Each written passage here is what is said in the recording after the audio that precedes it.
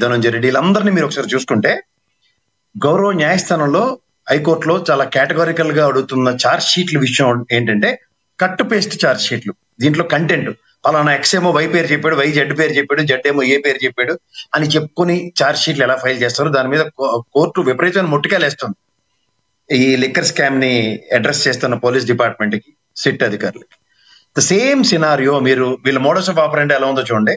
తంబళపల్లిలో జయచంద్రారెడ్డి గారు దొరికిన వెంటనే ఈడేమో పెద్దిరెడ్డి తాలూకా, ఇక్కడేమో జనార్దన్ రావు గారు మైలవరంలో దొరకగానే ఇమీడియట్ గా వీడేమో జోగి రమేష్ తాలూకా.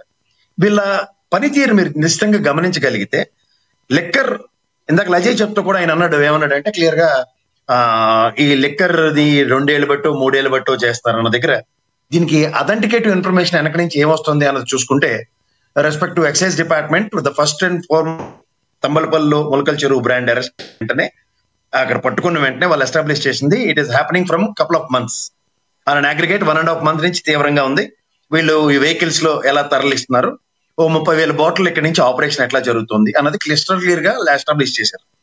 తదనంతర డెవలప్మెంట్స్ లో ఈ తపేలా ఛానల్ నుంచి వచ్చిన నెరేటివ్స్ ఎట్లా ఉన్నాయంటే అక్యురేట్ ఫిగర్స్ ని వీళ్ళ వల్లనే. ఇప్పుడు మనలో అనమాట నాకు అజయ్ సజ్జయ్ గారు మాట అన్నారు, పెద్దిరెడ్డి తాలూకా తెలియక టికెట్ ఇచ్చామో అసలు ఎంక్వైరీ చేయలేదు. ఫర్ యువర్ ఇన్ఫర్మేషన్, అతను ఆఫ్రికాలో లిక్కర్ వ్యాపారం చేస్తున్న విషయం అతని ఎలక్షన్ అఫిడవిట్ లో క్రిస్టల్ క్లియర్ గా ఎస్టాబ్లిష్ చేశాడు.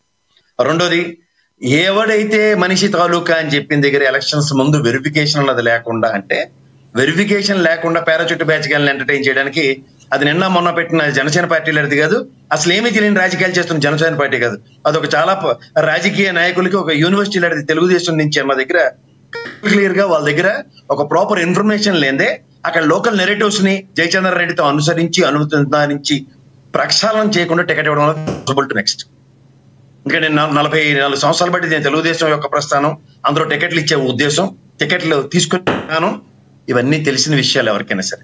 ఇవి మాట్లాడడానికి చాలా బాగుంటాయి. ఇప్పుడు ఏంటంటే ఆల్ ఆఫ్ అ సడన్ ఈ జోగి రమేష్ అనే వ్యక్తి అరెస్ట్ అన్నది చూస్తే తీవ్ర తుఫాను, ఈ మోంతా తుఫాను యొక్క effect and in the same తినరులో ఆ కాశీనాథుని కాశీబొగ్గలో తిరుమల క్షేత్రానికి సంబంధించిన చిన్న తిరుపతిగా వివరణిస్తున్న స్వామివారి సన్నిధిలో జరిగిన 10 మంది ఏదైతే తొక్కిసలాట్లో చనిపోయిన ఉదంతంలో సింపుల్ గా మాది ఇది సంబంధించినంత వరకు అది ప్రైవేట్ దేవాలయం అని, తర్వాత అక్కడ నారా లోకేష్ గారు ఒక విద్యాశాఖ మంత్రి, ఐటీ శాఖ మంత్రిగా అక్కడికి వెళ్తేనే కానీ కాంపన్సేషన్ కూడా ఇవ్వలేని నిస్సహాయ స్థితి.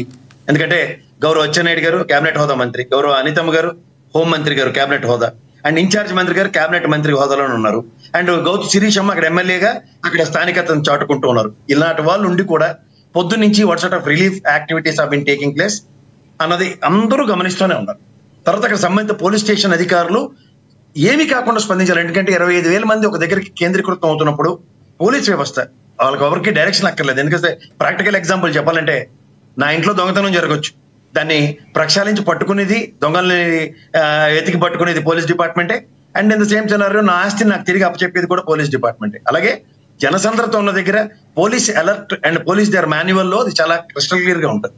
సో ఈ ఇష్యూస్ అన్నిట్లోనూ ఒక గవర్నమెంట్ ఫెయిల్ ఎస్టాబ్లిష్ చేసే దీంట్లో మీరు గమనించగలిగితే తుఫాన్కి ఒక 24 గంటల ముందు ఆంధ్రప్రదేశ్ లో ఉన్న గౌరవ ముఖ్యమంత్రి గారు, గౌరవ ఐటీ అండ్ విద్యాశాఖ మంత్రి గారు, ఎందుకంటే ఇప్పుడు అన్ని ఆయన ఆధ్వర్యంలో నడుస్తున్నాయి కాబట్టి 24 గంటల నిడివిలో ఆ రోజంతా తుఫాన్తో ఇస్రో శాస్త్రవేత్తల కన్నా తలదన్నే రీతిలో వాళ్ళు పనిచేసిన విధానం. నెక్స్ట్ డే హైదరాబాద్ లో వాళ్ళ తమ్ముడు గారు అబ్బాయి పెళ్లికి ఇస్రో శాస్త్రవేత్తలతో పోలుస్తున్నారు. కారణం ఏంటి? ఎందుకు అంత వ్యంగ్యంగా పోలుస్తున్నారు? ముఖ్యమంత్రి గారు చేయొచ్చు కదా, 24 గంటల ముందు చేస్తే తప్పే ఉంది. అంటే ఒక ఎగ్జామినేషన్ కి ఎప్పుడైనా సరే ప్రిపరేషన్ ఎలా ఉంటుందంటే సంవత్సరం అంతా ఉంటుంది. ఒక రోజు నైట్ అవుట్ చేసి చదివిన దానికి 24 గంటలు మా అబ్బాయి కష్టపడ్డాడు ఫస్ట్ క్లాస్ వచ్చిందంటే ఎలా ఉంటుందో ఇది కూడా.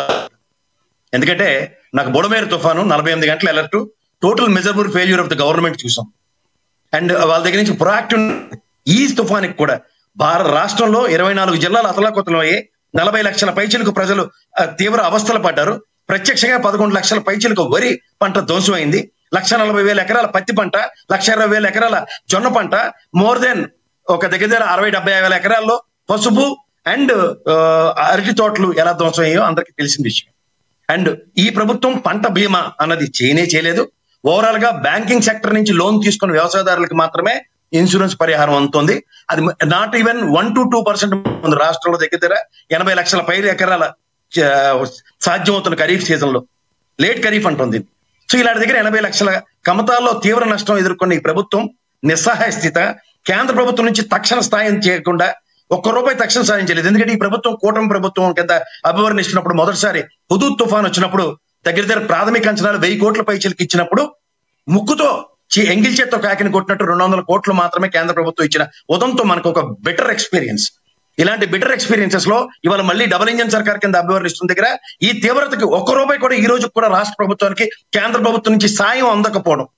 ఎందుకంటే మనం తీవ్ర ఆర్థిక సంక్షోభంలో కొట్టుమిట్టాడుతున్న రాష్ట్రం కింద అభివర్ణిస్తున్న తరుణంలో ఈ సెట్ ఆఫ్ సిచ్యువేషన్స్ అన్నింటినీ ఓవర్కమ్ చేయడానికి ఆఫ్టర్ ఆల్ జోగి రమేష్ అనే వ్యక్తిని అరెస్ట్ చేయడం జరిగింది. ఇక్కడ మళ్ళీ మీకు చెప్తున్నా, ఒక 1 year నుంచి కంటిన్యూస్ గా లెక్కర్ స్కామ్ లో ధనుంజయ రెడ్డి, మీరు ఎంతమంది రెడ్లు ఉన్నారో అంతమంది లోపల ఉన్నారు. విజయసాయి రెడ్డి అంటే అడపతడప బయటికి రావడం, 4-5 పేర్లు చెప్పడం, క్రానికల్ ఆర్డర్ లో దగ్గర ½ సెంచరీ కొట్టేశారు నిందితుల జాబితాలో.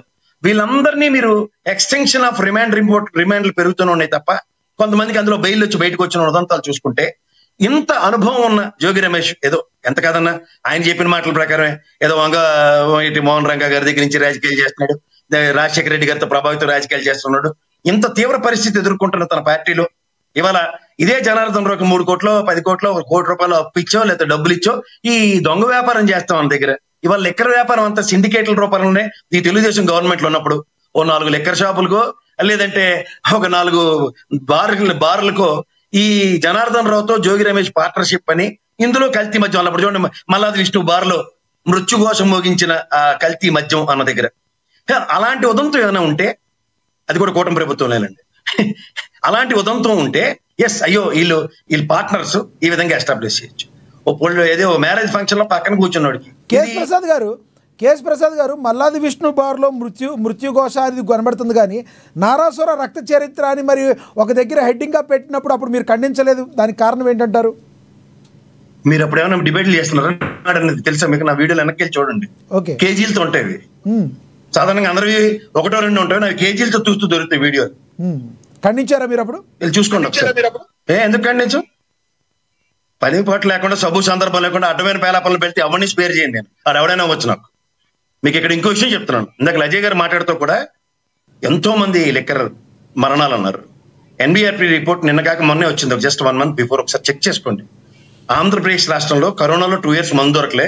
తదనంతర 23-24 కానీ 24-25 21-22 కనుక స్టాటిస్టిక్స్ తీసుకుంటే ఒక్క లెక్కర్ మరణం కూడా జరగలేదు. For your information. ఎప్పుడైనా డేటా తీసుకుని మాట్లాడితే అజయ్ గారు చాలా బాగుంటుంది.